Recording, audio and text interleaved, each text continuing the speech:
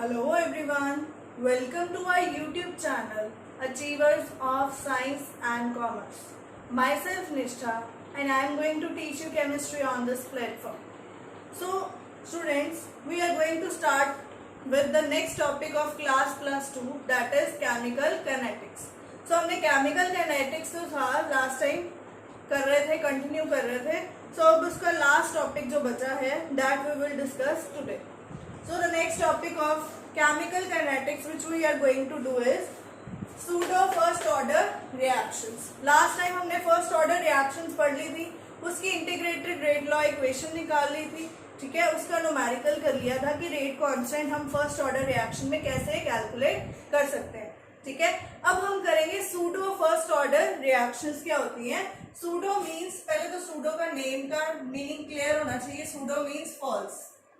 So pseudo first order reactions are those reactions which are not actually first order.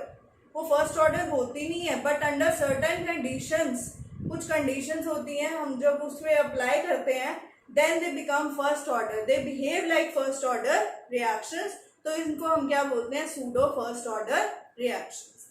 So pseudo first order reactions की definition clear होगी कि these are not actually the first order, but they behave like first order under certain conditions.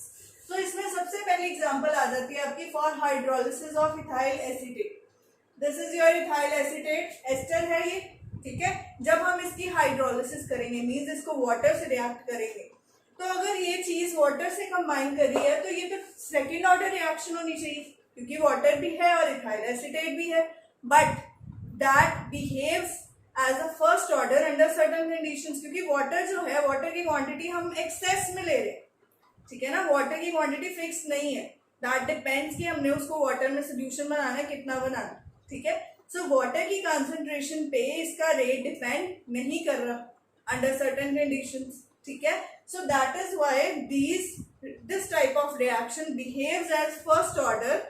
ये first order की तरह behave करेगी, ठीक है, under certain conditions.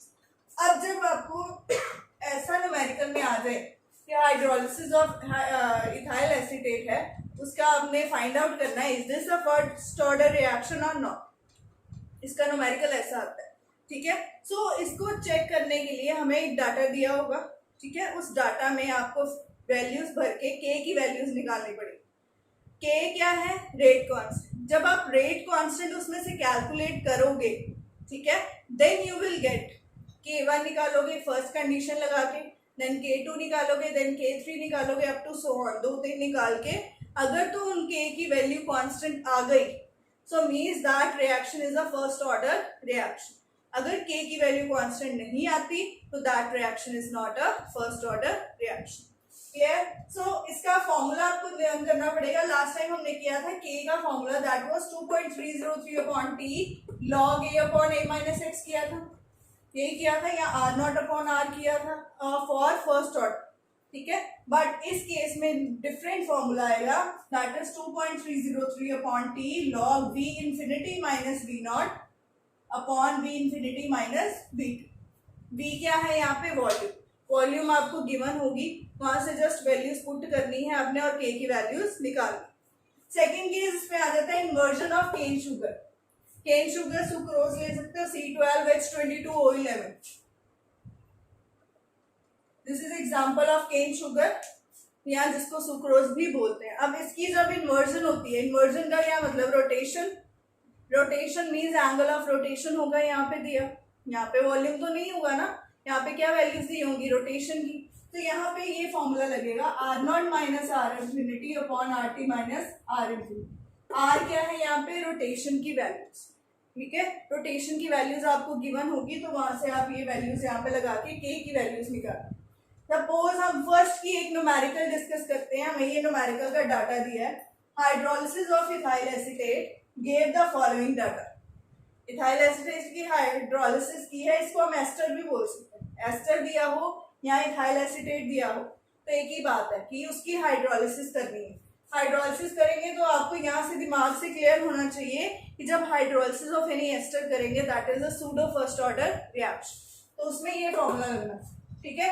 Now times the है सारे मिनट्स में, और NaOH की वॉल्यूम दी है किसमें, मिलीलीटर्स, ये दिए हैं। सो हम यहाँ पे K की वैल्यूज निकालेंगे। अब हमें क्वेश्चन में बोला क्या होगा, find out whether this reaction is a first order reaction और नॉट। ये रिएक्शन फर्स्ट ऑर्डर है। अब इसको फाइंड आउट करने के लिए let us find out K1 first. So K1 यहाँ पे क्या आएगा 2.303 अपॉन T1।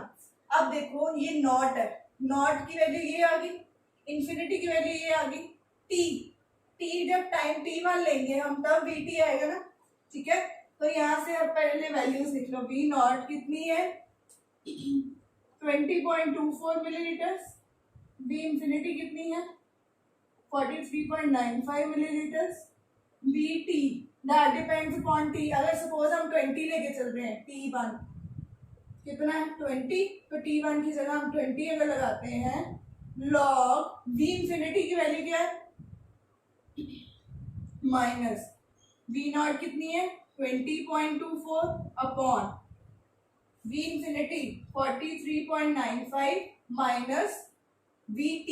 अब VT 20 मिनट्स पे क्या वॉल्यूम दी है 21.73।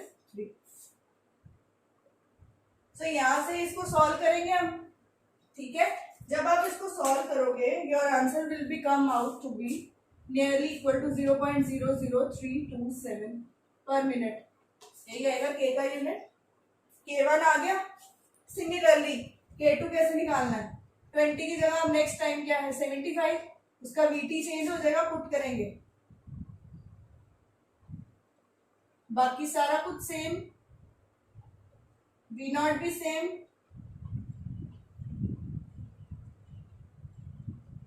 VT चेंज हो जाएगा। अब इस पे क्या है 25.20। तो यहां से करोगे it will also come out to be 0.003 approx. तो मीन्स K1 की वैल्यू भी इतनी आई, K2 की भी इतनी आई, K3 निकालोगे वो भी ऑलमोस्ट सेम आएगी, बिल्कुल सेम नहीं आती है, अप्रोक्सीमेटली सेम आएगी राउंड ऑफ करके, ठीक है। तो अगर K की values first second third fourth इस कंडीशंस में कांस्टेंट रहती है तो हम बोलेंगे कि ये फर्स्ट ऑर्डर रिएक्शन है। अगर कांस्टेंट नहीं रहती तो फर्स्ट ऑर्डर रिएक्शन नहीं है। तो you will write down because K1 is approximately equal to K2 is approximately equal to K3 up to so on। सारे नहीं निकालने, 2 या 3 निकालने, up to so on। Therefore, this reaction is the first order reaction। Clear? So this type of numerical comes। Now, next हम statement note down करते हैं rotation की। अगर हमें एंगल ऑफ रोटेशन का डाटा दिया हो इस फॉर्मूला में, देन हम क्या करेंगे, ठीक है। तो अब हम उसका एक न्यूमेरिकल सॉल्व करते हैं।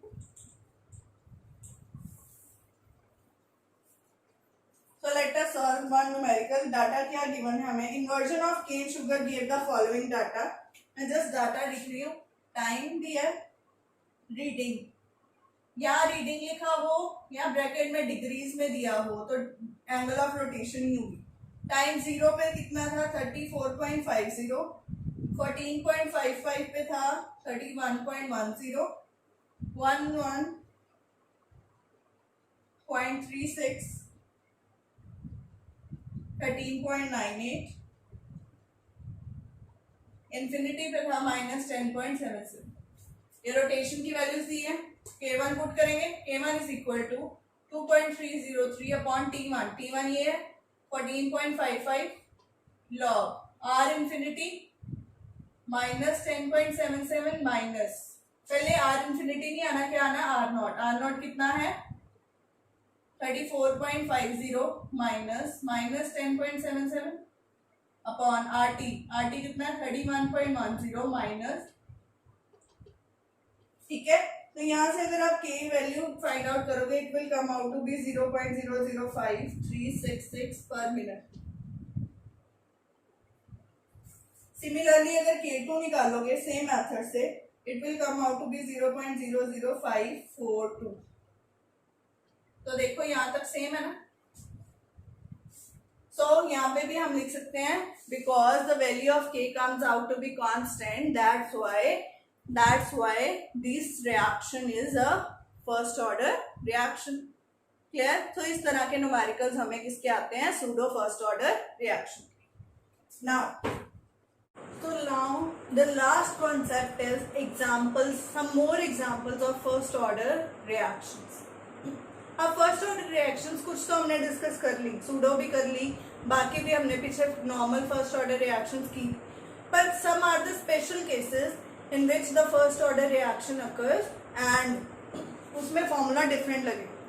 अब उसके लिए हमें कुछ फॉर्मूलाज दिमाग में रखने हैं। सो द फर्स्ट इज, अगर आ जाए डीकम्पोजिशन ऑफ N2O5 का केस, यहाँ आ जाए decomposition of benzene diazonium chloride, तो दोनों केसेस में हमें ये फॉर्मूला चाहिए, V infinity over V infinity minus VT. So this is the formula in these two cases जब हमें इसका रेट कांस्टेंट कैलकुलेट करना है। वैसे ही करेंगे K1, K2, K3 data given होगा, ठीक है। एंड सेकेंड केस इज, अगर आ जाए decomposition of ammonium nitrate, hydrogen peroxide या ऑक्सैलिक एसिड, इन तीनों में से किसी की भी डीकम्पोजिशन आ जाए, then the formula will be K is equal to 2.303 upon T log V naught upon Vt.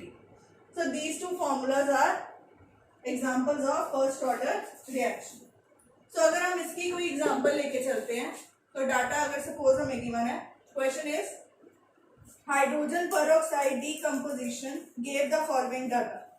Data is hydrogen peroxide decomposition means ये वाला केस है, टाइम दिया है KMnO4 used in milliliters, volume दिया है 0, 22.8, 600, 13.8, 1200, 8.2।